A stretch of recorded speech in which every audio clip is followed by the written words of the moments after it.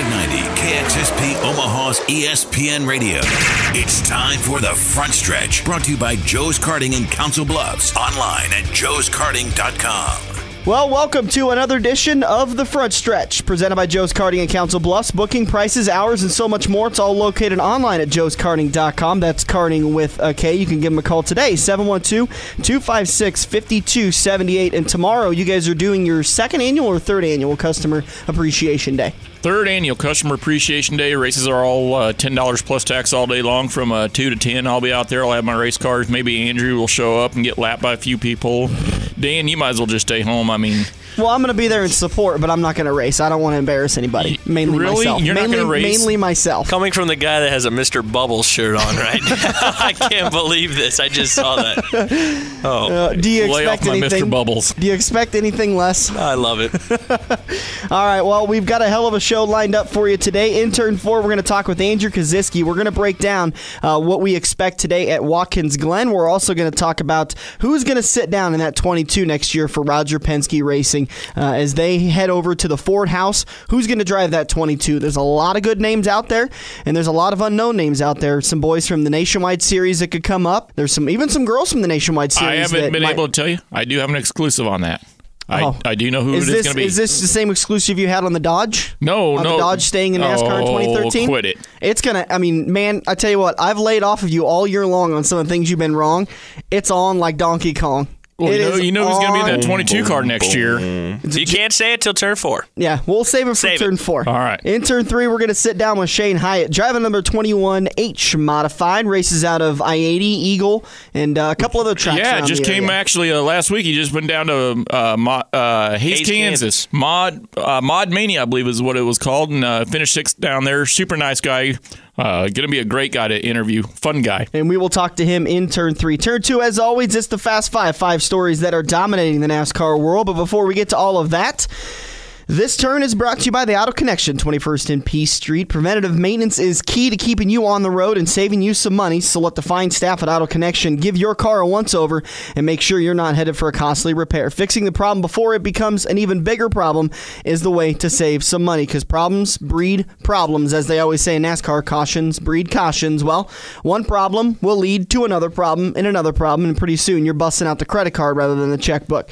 Give Kevin and all the crew today a call today. It's 402-477-8200. You can also go online, autorepairlincolnne.com. Guys, Pocono International Raceway.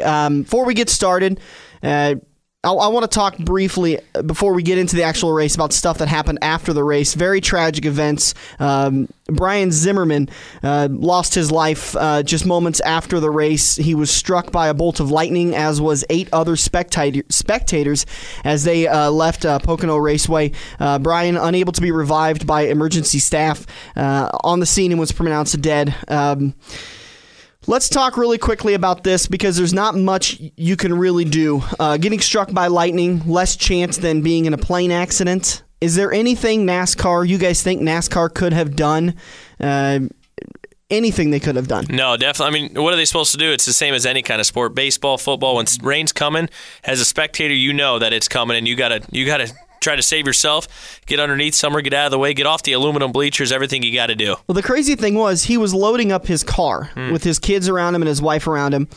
He was loading up the car, and science tells us that when you're standing next to a giant metal object, that's going to get struck before you get struck. And somehow he got struck, and luckily the 8 other spectators that were hit in subsequent lightning strikes were okay, but kind of put a bit of a damper on the day, and obviously gonna put a damper on the day for what happened to those guys. So we wish them always the best with that family, and I believe Pocono has actually set up a fund for him, which you can go to Pennsylvania 400 Memorial Fund is what they're calling it, and I'm trying to find a website really quickly. You can go to Pocono's website, and it has all the information there. You know what would be really cool is like the next race at Pocono, if they did like a Zimmerman Memorial race. Yeah. That would be fitting. That would be awesome. 41-year-old man. He was a diehard NASCAR fan. Absolutely loved the sport and loved Pocono Raceway. And it's unfortunate that that happened. But I think Andrew hit it on the head perfectly. That it's just one thing. It's nature.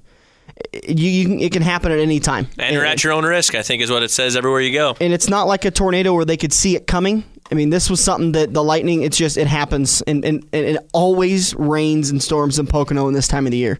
We could use some of that this way. So, but with all of that, Juan Pablo Montoya, we've been having some pretty good criticism of old Juan Pablo in that Earnhardt Ganassi department. I'm sorry, the Ganassi Racing with the Earnhardt Ganassi engines, that they really haven't done much, but old Juan Pablo Montoya takes the pole. Fastest man on the track, and he actually leads for the first 7 laps. Good to see old Juan up there in the 42, mixing it up a little bit. You know how many drivers lead the first 11 laps? Juan. We're going to pause there as and most of our listeners have just become dumber. That was the stupidest thing. Oh, my God. That's a good blooper. That's a good one, Mr. Bubbles. Unfortunately, though, Juan doesn't have the best of days, and he finishes 20th. So another struggling day for the 42 team. And, you got to see that organization turn it around someday. I mean, someday they're going to have to turn it around. Junior takes the lead with what will be a great car, but unfortunately, for the first time, has issues that they're not able to recover from. Broken transmission. That was a heartbreaker. I actually got to see some of the Pocono race, and like they were saying, he just takes a points lead and just that fast. He just lost it, because of a broken transmission. But, I mean, we take that risk anytime we go dirt track racing. It sucks, but, how often do you hear of a broken tranny with Earnhardt? Well, and it is Pocono, which is one of the, 4 or 5 tracks that they actually shift at? Yeah. Well, they said that with the new paving and the track reconfiguration that they had to shift in the corners more so than what they've had to do in the past, and that put it at extra, pressure and stress on the transmission. That's what caused it. But he'll bounce back. Well, and some drivers before the repave found that shifting was better, and then NASCAR came in and said, no, guys, we're not shifting. They changed up the gear ratio in the back, so it wasn't beneficial to shift. And then they said, you know what, let's go back to shifting. And now it's kind of who wants to try what. Some drivers shift, some drivers don't. And you really got to be careful of those transmissions because they, as Earnhardt found out, they will break easily. And I believe there was a couple of other drivers. Off the top of my head, I can't think of them who lost their transmission. So, there's my notes right there. Casey Mears, nope. David Stremme. Kyle Busch did, I believe. Oh no, Stremme did. Stremme lost one. Kyle Busch had his tire cut down or something like that. But Earnhardt ends up finishing 32nd, and because of what will happen to Kenseth later in the race, Earnhardt actually maintains the points lead. So very lucky day for Dale as he looks to lose the points lead and drop, I believe, a couple of positions back. Instead, he will maintain the points lead. As we continue, Johnson. God, that guy just absolutely looked like he was on a tear. Guy had an absolutely awesome car, led 44 laps. The caution then came out for Kurt Busch in the 51 car, who was having a great day, running up into the front, cuts a tire. I didn't see exactly what happened, but slams into the wall. His day's over with. Caution comes out. The teams come in for what will be their final pit stop, and I think they all knew it was going to be their final pit stop because the rain was coming. Everyone could see it on the screen. Halfway we'd gone past the halfway mark, so the race was going to be official. And then as the caution is taken off and the green flag comes out, Johnson and Kenseth have the front row. They go down into turn 1. Johnson gets loose, slides up into Kenseth. Both of them spin. Kenseth gets the worst of it because he gets nailed by Denny Hamlin. And then we later find out in the week that Johnson actually had a tire going down. So that was the same thing that ended up happening to Casey Kane. 2 Hendrick cars had picked up debris or something. Johnson just happened to have it the lap before when they went back to green. Wasn't able to hold on to the car because it's incredibly difficult when you're going down into turn 1 at Pocono. Rex brings out the caution, and look who's in front. Jeff Gordon, the guy we have said all season long has got to have at least one win under his belt. Before we talk about Gordon in detail, I think you got to admit, for Kenseth to be in that wreck and then come back and finish up there in the top, that was a stellar performance by him and his team right there. That was... Well, and let me get it... I'm going to get it straight in my head. He didn't... where did he end up finishing? 23rd. Oh. Well, he ends up finishing 23rd, takes a big hit because when the caution came out to clean up that debris, the rain then came. thus giving Gordon the win. And Casey Kane, who finished second, got extremely lucky because he had a tire going down and going flat. He nurses it around for a couple of laps. Rain comes. They go down to pit road, and race is then called. So Gordon wins, and we talked about because of that win, Gordon then now comes up to 13th in points. He is the first driver with one win, and he is tied with Edwards. No. I'm looking at polls. I apologize. So Gordon is the first car with one win. Casey Kane has 2 wins, so he is the first wild card. Casey Kane's the first wild card. Jeff Gordon is the second wild card. Right behind him is Newman. He's actually tied with Gordon, but because Gordon's got one more top 5, Gordon gets the tiebreaker. That's gonna be nuts. All 4 Hendricks cars right now are locked. When they said Gordon had won, and I was watching the end of that race, and obviously he won because of the rain. Well, and he had a great car. He started 27th. Yeah, he had a great car. He's able to drive his way up to, I believe, 6th during the restart, and then just because the first 4 drivers, because of that wreck, had to get out of the throttle,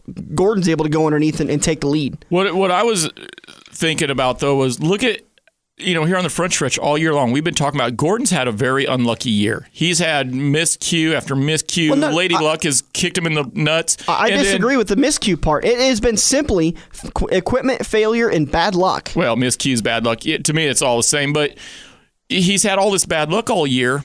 And Andrew, we don't necessarily like to see the rain come during our races. It's a bummer. And all of a sudden, Lady Luck rains on NASCAR, and guess who's the winner? Yeah, he's finally seeing some good luck. We've still got a few races to go, and maybe this is the turn of his luck, and he's going to start getting repaid for all this negative luck he's had. So he's great at Watkins Glen. He's had multiple wins at all of the races we've got left. The Glen, Michigan, Bristol, Atlanta, and Richmond. Remember, we went to Bristol at the beginning of the season. Him and Johnson were lining up for a great finish, and then the caution came out for Rudeman in the 34 car because it ended up breaking down. And then the final restart was, or not the final restart, but one of the restarts was when Clint Boyer tried to go 3 wide, ends up coming up into Johnson, up into Gordon, and all 3 of them wreck, and it ruins Gordon's chances of having another finish. So I told you a couple of weeks ago Gordon will be in the chase. I don't remember you ever saying that. I think I said he could be in the chase. We all said that in order to get in the chase, he's got to win, and not just once. He's got to win twice. Well, he's got 50% of his wins then to get in the chase. Okay. Well, it's taken him all season long to get one win, and it was a rain-shortened win. We're running out of time, but I want to ask you guys really quickly, and I've talked to you guys about this before. Rain-shortened wins. I know you guys are going to give me the general, a win's a win, a win. But when you stack up your wins in your life, do you think a rain-shortened win is at the top, middle, or bottom of your list? I say bottom. I'd say bottom. Okay, that's kind of what I thought. You sit there, and when you're doing the interviews, you're thinking, you're saying, "Oh, I'm so glad to win." We had a good car, blah blah blah blah. But in the back of your mind, are you thinking, like, when the rain came, and thank God I didn't have to fight off. As a driver, the only time I would think you would be at the top of the list is if I'm running for a championship, and that rain actually, gave me the championship. But if me and Andrew are racing, and the rain comes, and they call the race, I want to be able to race Andrew the full race and say that I have actually held off Andrew the full race. Don't just give me a cheap win by the rain coming. And I know there's conditional wins. Like if you've got the dominant car and you've been up front or you're making your way up to the front, like I don't think this is a win you take away from Gordon because he had a great car. No, yeah, he just had a bad qualifying lap. Yeah, and so he was able to make his way up through the field, and because of circumstances, I think had he restarted anyways, he'd have had a great chance of winning that race. He could win or at least be a top 5. Definitely. So, great win for Gordon. Just around the corner, turn 2, we're going to get into the Fast 5. 5 stories that are dominating the NASCAR world. This is the Front Stretch presented by Joe's Karting on AM 590, Omaha's ESPN Radio.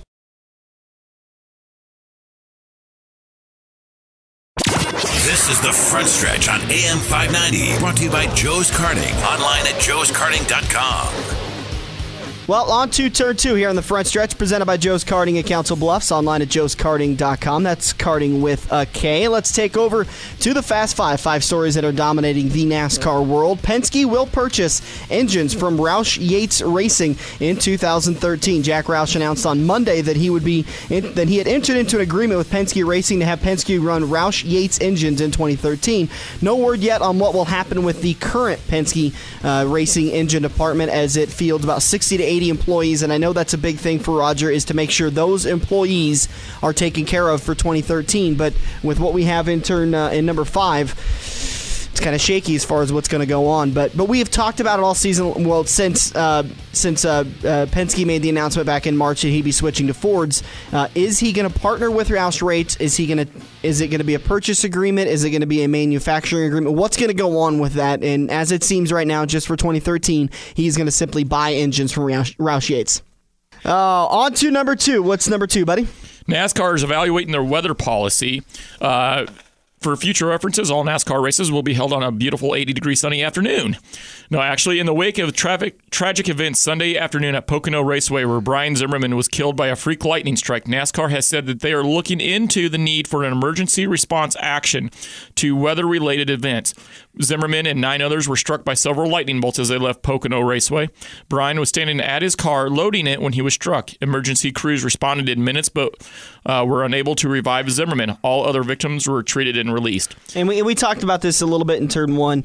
I think this is just simply something that NASCAR... I don't think they could have done anything. There's nothing they can do. I mean, what I really hope is when they say this, that they don't stop races quicker than what they usually do, because I just hope they don't do that into effect, because this is a freak deal. The chances of this ever happening again, of anybody ever getting struck by lightning at a sporting event, is astronomical. Yeah, and that's the reason why when you're sitting at a baseball game, they will continue to play during the rain, but as soon as the lightning comes, they'll evacuate the stadium. And this is what NASCAR did. You know, they were looking at the weather forecast, they called the race, and they were on the PA saying, the guys got to leave because you're in metal bleachers, and we're worried about the lightning. The one thing I do want to give a shout out to Pocono for doing is, looking into the need of an emergency response action team.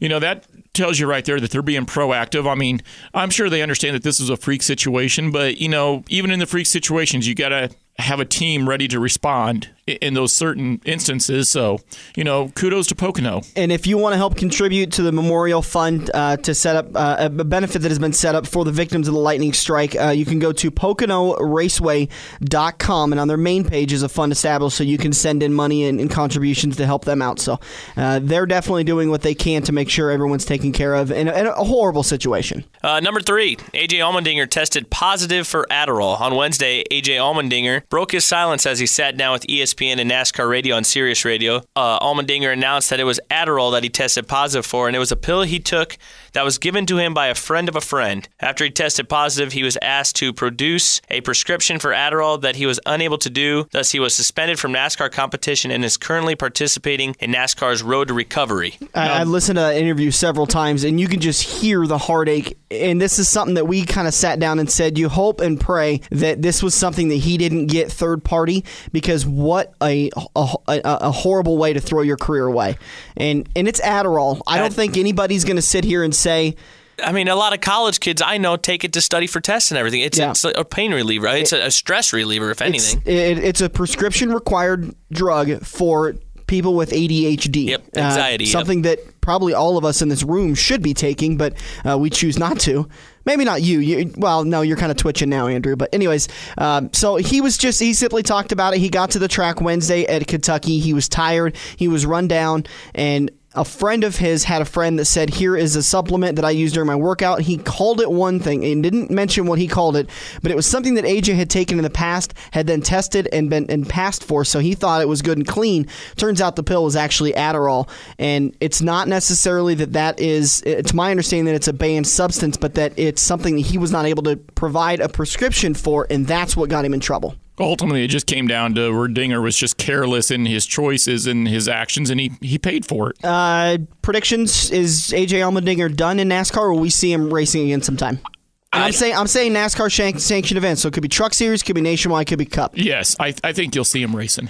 Didn't he come from IndyCar? He did. He's going back. I think he'll race open wheel. I'm not entirely sure that he will be in NASCAR again. He may race in Nationwide sometime, but I don't think he's going to make it back up to the Cup, because let's face it, he hasn't had the most lustrous Cup carear. No, before all of this happened, he was racing Penske equipment, which isn't anything to shrug about. Brad Keselowski's rattled off 3 wins this year. He's got good equipment, good organization behind him, and he just wasn't able to make it work. The reason why I think he'll be back in NASCAR is because it's not like he was taking cocaine or weed or meth, but it's Adderall, and so I think he'll learn. It's not something that people are going to frown upon, like meth, heroin, cocaine, something like that. It's like, you know what? You popped an Adderall. Who cares? Yep. Okay, number 4, contract updates for Ryan Newman and Martin Truex Jr. Thank God you didn't have me read number 5. No, I'm reading it on purpose. Both drivers said they are fully committed to resigning with their current teams. Ryan Newman said he was 100% committed to re-signing with Stewart Haas Racing. And That's a big difference. It's a big difference, there. Yeah, he's going back to Stewart, boys. Yeah. My jaw just dropped. And remaining in the 39 car. Tony Stewart made similar comments earlier in the season, so it sounds like Ryan Newman will remain in the 39. Martin Truex Jr. said on Wednesday that he is very close to re-signing with Michael Waltrip Racing and remaining in the 56. Truex said that he and MWR opened talks during the off week so they did not distract from a race week.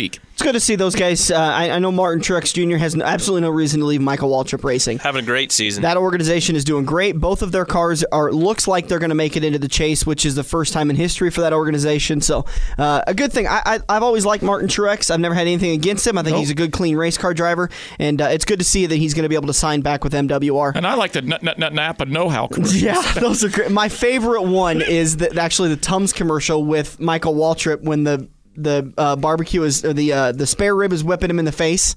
Oh yeah, has anybody seen that? Yeah. It's like when your food is biting back or something like that. I don't know how many times I've rewound it and watched that commercial, laughing my butt off during the races. As for Ryan Newman, I'm not completely sold that he's going to be back with Stewart Haas. I think both parties want to be back, but I think there's one deciding factor: sponsorship. Mm-hmm. And I've beaten that dead horse so many times, but it simply comes down to, both sides want to make it happen, but that 39 team has had sponsorship issues, and they just lost one of their primary sponsors at the end of the year with Army. So are you going to predict that if they don't find sponsorship, Newman's done with Haas, or if they do find sponsorship, he will be back? Is that what you're saying? Yeah. I do. I think so, because I think that if they'd had sponsorship lined up, this would have been a done deal already. I think they'd have signed the paperwork and got it out of the way and not have to go into the chase with another, hey, are you coming back kind of a story every time he goes to the podium. Here's a good question. Earlier this year, Tony Stewart said that he gave Newman a very large chunk of change up front to be his driver. I don't remember him ever saying that. Yeah. It wasn't quote word for word that, but he gave him a very big signing bonus, a little bit better than what they normally get.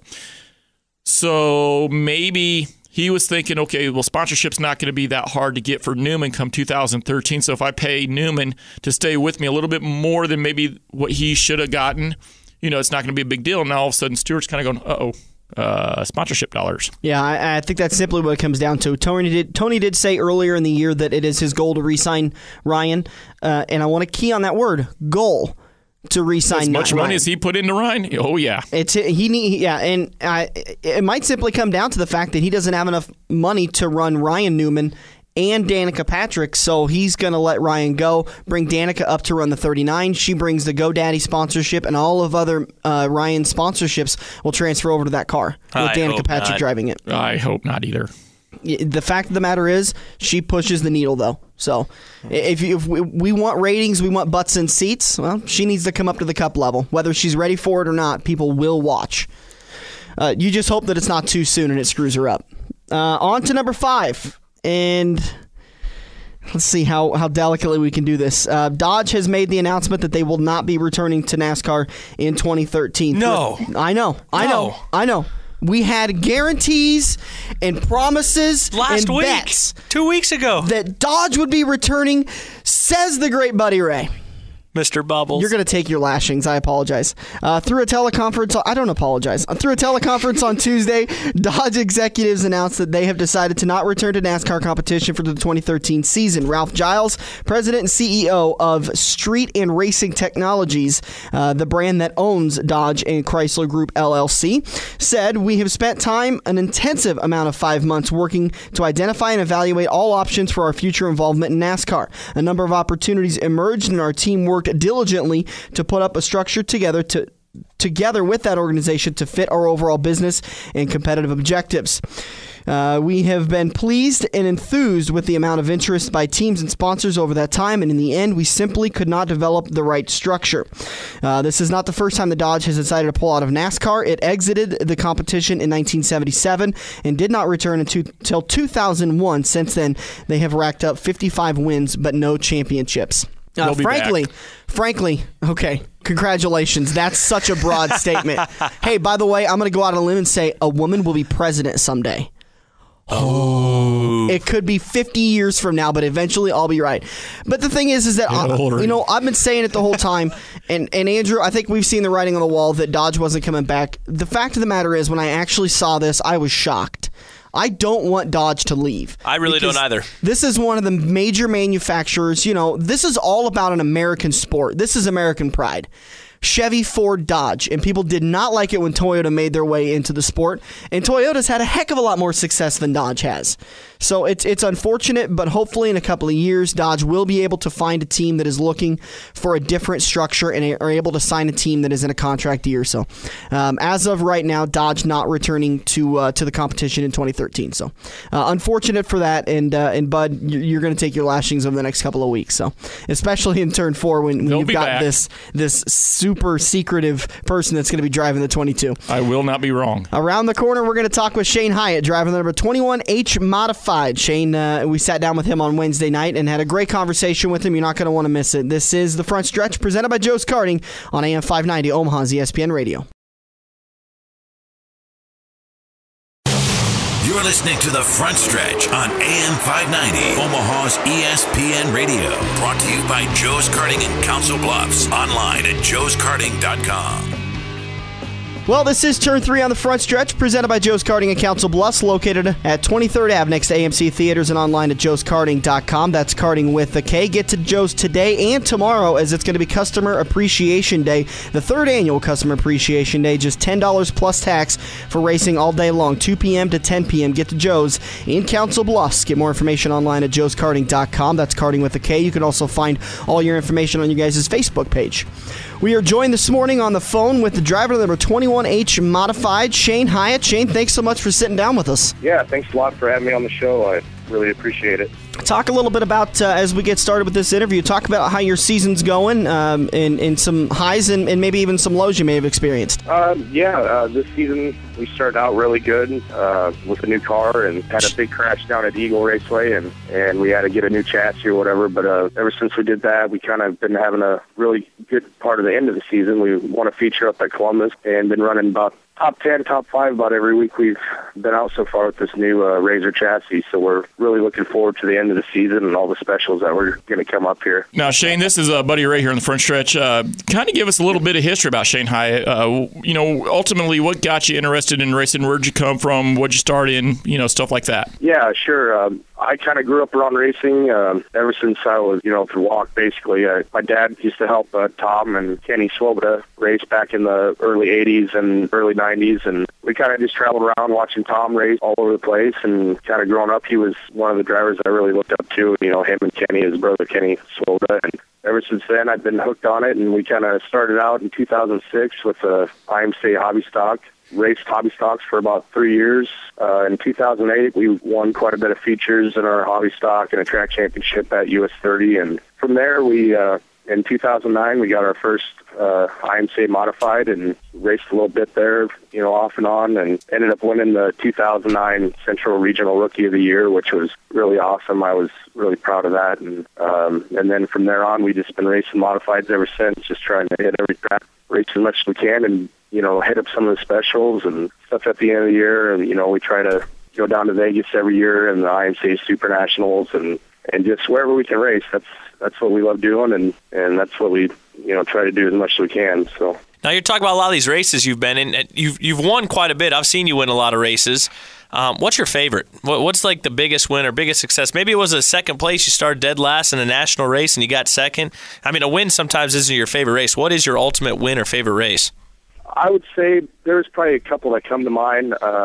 My first year in a modified, we were racing down at Butler County Motorplex, and we started kind of back in the field, and then I was racing against Scott Bivens for second place for like 12 laps, and we raced door to door forever, and I just thought that was really cool. The other one that really comes to mind was in 2010 when I won my first modified race down at Eagle Raceway. It was me and Johnny the Jet battling for the lead in the last few laps, and that just really stuck out in my mind just because it's Johnny the Jet, 4-time national champion, and racing against him and actually being able to beat him, that's quite an accomplishment. He's a hell of a good driver, and he's tough to beat every week. And there's other ones that come to mind. It's not so much the races that come to mind, it's just all the great drivers that we race against week in, week out. Like, there's so many great guys like, Dylan Smith, very good friend of mine. He's always been, in contention for the lead. Jordan Grabowski, Chris Alcorn. I mean, the list goes on and on. I mean, there's so many great guys, and a lot of them we're good friends with, so it's just awesome just to race door to door with them guys every week. It's really nice. On the phone right now, Shane Hyatt, driver number 21 21H modified here on the front stretch, presented by Joe's Karting. Shane, if there's a favorite track in the area that, and not necessarily that you may have won there more, it may be that, but that fits your driving style more than other tracks, is there one of them that just sticks out that you kind of pine a little bit more each week you go there? Yeah, there's two of them that I just really love going to. The first one is US 30 Speedway out of Columbus. That's where I won my first ever feature win, and I just love going to the place. Sam and Kenny Ganskow, really super nice people, great promoters. That track is it's a driver's track, and you have to be real, up on the wheel and real smooth and consistent. And I just love going up there and racing. And probably the other track is Eagle Raceway, just for the atmosphere is just unbelievable, for racing. I mean, the fans are great. The stands are always packed. There's, you have the top drivers in the nation racing there week in, week out. And, to do good up at any of those places is a really good accomplishment for our team. Buddy Ray here again. I want to ask you a question that's kind of going to put you on the spot. We've never asked any driver this. NASCAR, dirt track, whatever series. Who would you compare your driving style to? Oh, boy. We know it's not Andrew because you win. Yeah. Man, I don't know. I mean, if I would compare it to anybody, probably be close to like Kenny Schrader or Clint Boyer or someone like that. They don't always win, but they're always there, in contention. And there's real smooth drivers, and that's what I try to be, is smooth and consistent and try to stay out of trouble, I guess. How'd you do against those guys Thursday night? Oh, that was a blast. We went down to Hays, Kansas last night, and I was just hoping just to make the show down at their Mod Media show, and we ended up making the show. Started 16th in the feature and got up to 6th, and I actually did get to pass Kenny Schrader and Clint Boyer, so that was awesome just to race against them two guys. Them were two outstanding drivers. I mean, it was really neat to talk with them after the races and just kind of talk about racing, and that was a lot of fun. We had a really good time. The only bad part was just getting home at 4:30 in the morning and waking up at 6 to go to work.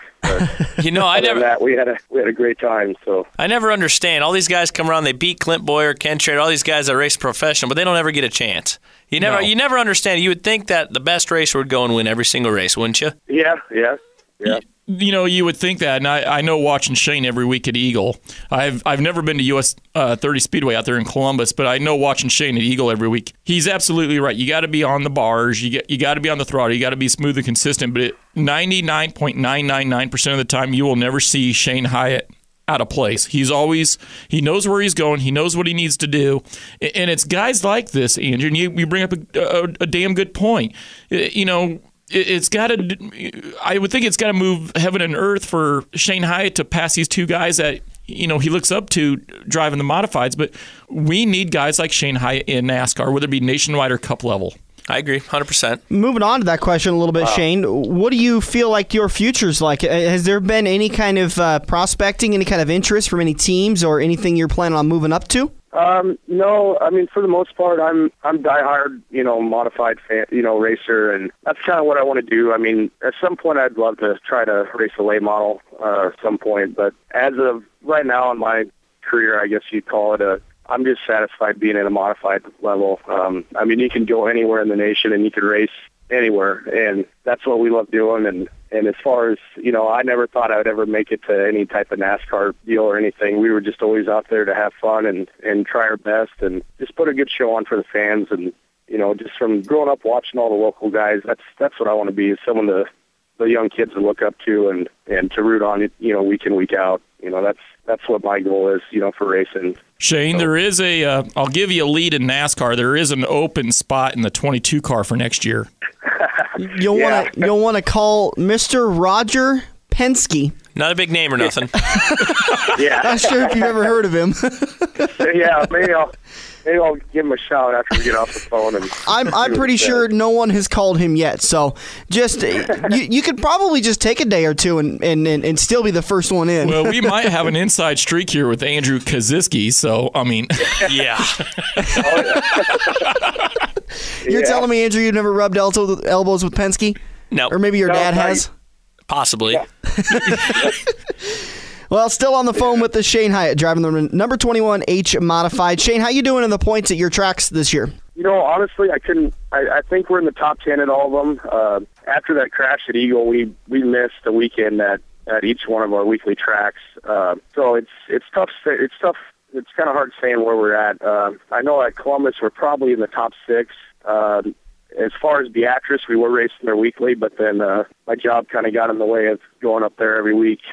But we stopped going up there Fridays. But as far as Eagle, I think I'm in the top 10 up there. But as far as in the state points and the regional points, I think I'm like sitting 3rd or 4th in the state and maybe 4th or 5th in the region, which, that's, to me, that's all right. Try to be, that's what our goal was, to finish in the top 5 in each of those. And, as far as track points go, we'll just see how the rest of the year goes for us. But if I could finish in the top 5 at each track, that'd be all right with me. Shane, I kind of want to put you on the spot right here. There's a lot of news that IMCA starting next year in the A-Mods is going to be going to a 604 crate motor.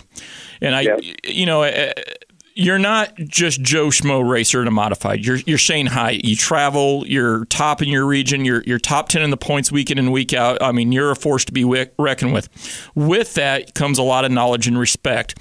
So as I'm in a sport mod, but in the A mods, what's your thoughts and concerns about IMCA going to this new 604 crate motor with the spoiler and whatnot? I kind of have mixed emotions about that. As for me, having an engine sponsor, it really hurts us because we might end up losing that sponsor if we do go with the 604 crate. And that reason being is just up at I-80 for the Charlie Clark Memorial, it just showed you right there that the 604 is going to be a force to be reckoned with in the 2013 season, I think. That spoiler makes all sorts of, a big difference, with downforce and everything. And like with our motors, everybody, ever since they came out that chip rule, seems like everybody's going the bigger cubic inch, which, the cost is more. And I just think if IMCA could have came up with some type of deal to run like an inspection plug with, take the lightweight stuff out of the motors and come up with a compression rule or something like that, I think that'd be a lot better instead of the 604. I mean, yeah, they say it's going to be cheaper, but I think in the long run, after that, you buy a brand new 604 crate and you buy the high fly headers and a good carburetor, you're going to be close to that, 6,500 to 7,000 range regardless. And most modified guys will tell you that's what, that some of them spend, upwards from $5,000 to $10,000 on a motor. And for us to go to a crate, it's going to cost us more in the long run just because we're going to be losing the sponsor, in the deal with our motors. We get a great deal through Jono's Racing Engines out of Schuyler, and he helps us out a ton. And for us to just kind of switch over to that, because I think that's going to be the dominant deal, especially when it's dry slick. As far as like a hammer down track, like how we've had it at Eagle every once in a while, I think the regular mod motors will be able to keep up just fine. But when you get to tracks like I-80 or McCool Junction or, the bigger half miles, it's going to be tough to keep up with those guys with them spoilers on there. I think in the long run, Shane, you're going to enjoy the crate motor. I really do.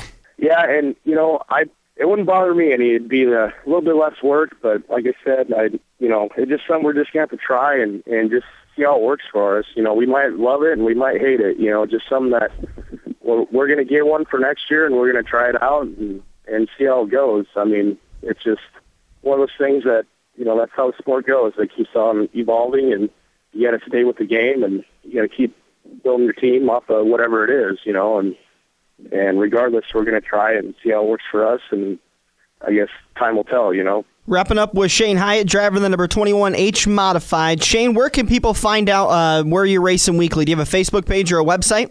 Yeah, I have a Facebook page. It's Shane Hyatt Racing. You can just click on that or whatever. I'm not super big on the Facebook. My girlfriend, Kylie, she takes care of all the Facebook stuff. But just go to Shane Hyatt Racing and you can add us, or you can add me at just Shane Hyatt. And we try to keep that updated everywhere we go, and, updating, everybody how things are going in the shop and everywhere else. So it's, I think it's been working out really well with that Facebook page and stuff. So it's a great little tool for us racers, ain't it? Oh yeah. Shane, all our sponsors, they love it. So. Oh yeah, Shane, thank you so much for joining us this morning on the Front Stretch. We greatly appreciate it. Best of luck to you for the rest of the season, and good luck with the points battles. Yeah, thanks a lot, guys. I just like to thank a few people if I could. Oh yeah, go ahead. I really got to thank my mom and dad and my brother Sean for sticking with me for all these years. It's been an awesome road, and I just can't thank him enough for sticking with me. And I got to thank my girlfriend Kylie for putting up with all the late nights, and got to thank her for watching my daughter Bristol, during the week and stuff. When we're working on the car and get stuff ready. And I got to thank the guys that helped me too: Corey McCracken, Jared Atkins, Jason Gaver, Travis Roth, who has helped me out a ton. He's gave us a lot of knowledge, gave us a car to race, and I can't thank him enough. And I got to thank Tony Woolbright for all the help he's given me too throughout the years. And I got to thank Scott Bivens and Kyle Champ and Dylan Smith Motorsports.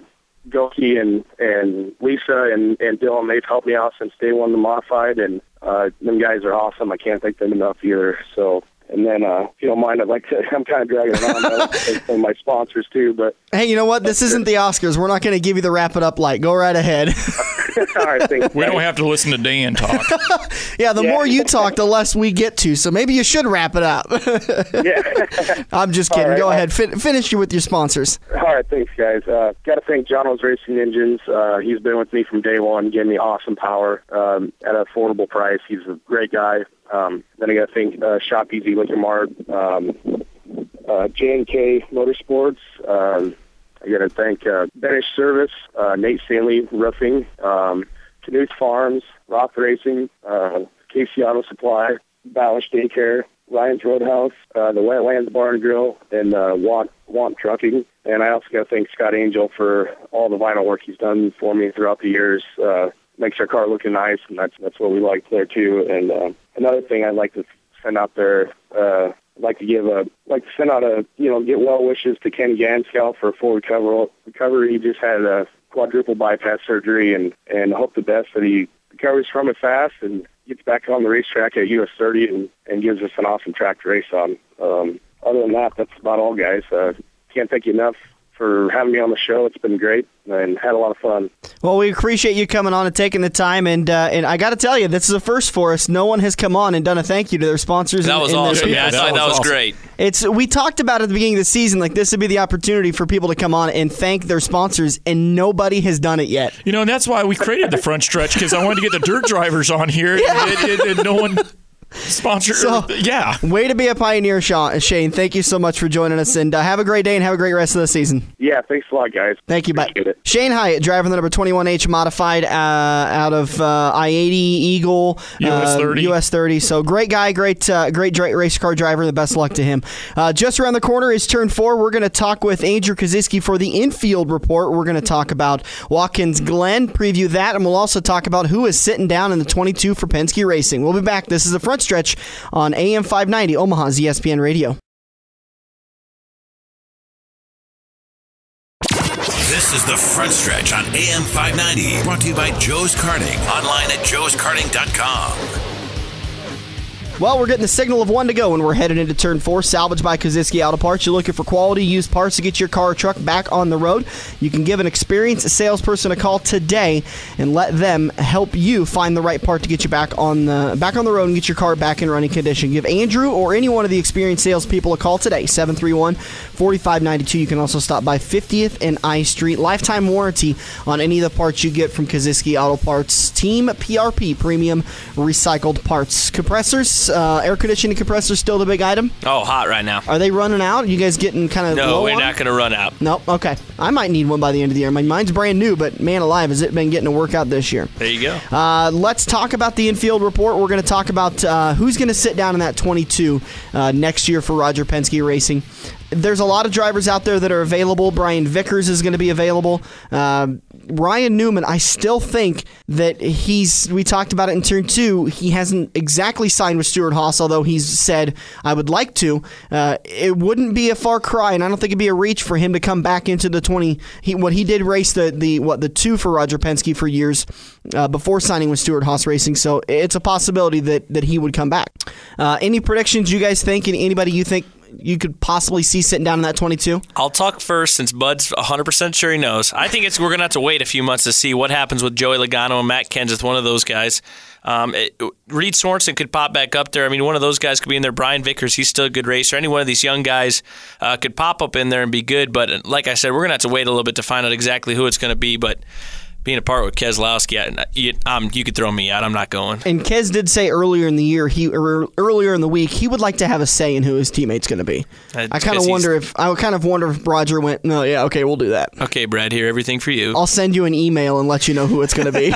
A tweet. Yeah, I'll tweet you.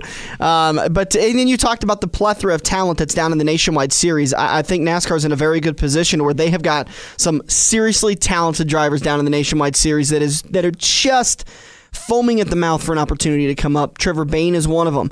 He seems to be stuck under the Roush Fenway thumb because there isn't enough rides up in Roush Fenway for Trevor to come up, and he's been kind of dabbling down in the Nationwide Series, so maybe that's something that he's able to kind of get out of that contract and go race for Roger Penske Racing. Bud, who is your super secret breakout person that's going to race the 22? You said I would be wrong, but mark my words, I will be absolutely correct on this. It will be a NASCAR licensed driver. We waited this whole time for that. No, seriously, who's it going to be? NASCAR licensed driver. Now the show has just gotten dumber. That's what you've been waiting. That's your grand statement. Actually, there is one nationwide driver. Okay, who do you think? Actually, I met the guy. He's actually won Rookie of the Year. He's done good, and he doesn't have the best equipment. He's kind of like Kurt Busch in the Cup. Doesn't have the best equipment, but he goes out there. He tries his best every week. But a name that I think could be worthy of a ride, Eric Darnell. Not going to happen. Yeah, I've never heard of him before. I've never heard of him before. So if you look up Eric Darnell's racing resume, it was actually really, really surprising. It's not just some Joe Schmo tooling around in a Nationwide car. I mean, this guy's got some credentials. But and there's a lot of guys down there in the Nationwide Series. I think Elliott Sadler is definitely ready to step up and come back up into the Cup Series. So maybe that's one guy. So it's just simply there is a lot of options for Roger Penske, and he's not a shrug of an organization, that he's going to have to find the right driver that wants to try to rebuild or anything like that.